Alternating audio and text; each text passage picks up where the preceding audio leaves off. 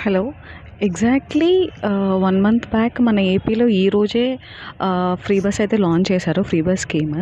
అయితే 1 month travel తర్వాత 1 month free బస్‌లో ట్రావెల్ చేసిన తర్వాత జస్ట్ నా ఒపీనియన్ షేర్ చేసుకుందామని చెప్పి ఈ వీడియో తీస్తున్నా అనమాట.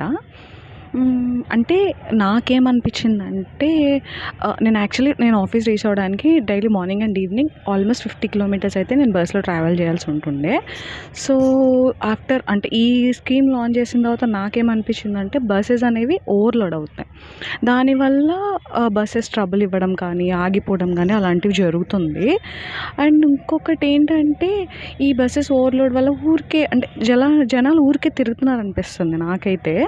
సో, ఇంక దీనివల్ల ఏంటంటే ఇట్లా మాలాగా డైలీ ట్రావెల్ చేసే వాళ్ళకి సీట్స్ అనేవి అసలు దొరకట్లేదు.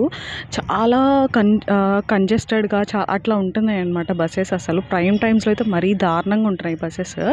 సో, మీరెట్లా ఫేస్ చేస్తున్నారు? మీకు బానే ఉందా మీ ఏరియాలో అనేది నాతో షేర్ చేసుకోండి.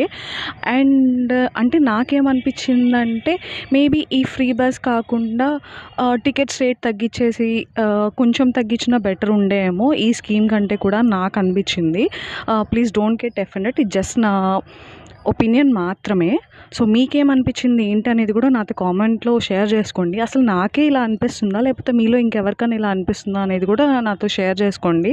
సో దట్ నాకు తెలుస్తది కదా! అంటే ఎవరెట్లా ఆలోచిస్తున్నారు ఏంటి అని చెప్పేసి. నా వరకైతే నాకనిపించిందయితే మేబీ ఓకే. ఇది పెట్టకపోయినా అంతేమి ఉండేది కాదేమో అని నాకనిపించింది. సో, మీకేమనిపిస్తుంది? ఇలా డైలీ ట్రావెల్ చేసే వాళ్ళకి, ట్రావెల్ చేసి ఆఫీసులకి వెళ్ళే వాళ్ళకి, పబ్లిక్ ట్రాన్స్‌పోర్ట్ యూజ్ చేసే వాళ్ళకి and college students mainly college students morning అస్సలు ఖాళీ ఉండట్లేదు. సో, మీ ఒపీనియన్ ఏంటి? మీకేమనిపిస్తుంది ఈ స్కీమ్ మీద? మీరు అట్లానే ఇబ్బందులు ఫేస్ చేశారా? లేకపోతే ఎట్లా ఎలా అనిపిస్తుంది మీకనేది నాతో కమెంట్ సెక్షన్‌లో షేర్ చేసుకోండి. అంతే ఈ video. And please don't get offended. నేను ఎవరికీ సపోర్ట్‌గా గానీ లేకపోతే ఇట్లా అగైనెస్ట్‌గా గానీ నేనేం మాట్లాడట్లేదు. జస్ట్ నా ఒపీనియన్ షేర్ చేసుకున్నా అంతే. బాయ్.